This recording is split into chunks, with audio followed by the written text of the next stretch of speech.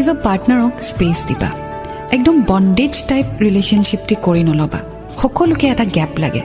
এইটো নিবুজাই যে তুমি তেওঁক ভাল নোপোৱা বা তোমাৰ পাৰ্টনাৰে তোমাক ভাল নাপায় 24 ঘণ্টাই কথা পাতি থাকিব লাগিব কি কৰিছা কি নাই সব জনাব লাগিব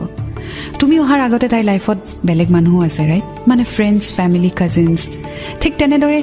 সেই ছোৱালীজনী অহাৰ আগতে তোমাৰ লাইফতো ডেফিনেটলি ফ্ৰেণ্ডছ ফ্যামিলি কাজিনছ আছে ৰাইট গতিকে কোনোবা এজন লাইফত অহাৰ লগে লগে বাকি মানুহৰ পজিশন যে নোহোৱা হৈ যাব হেতুটো নহয়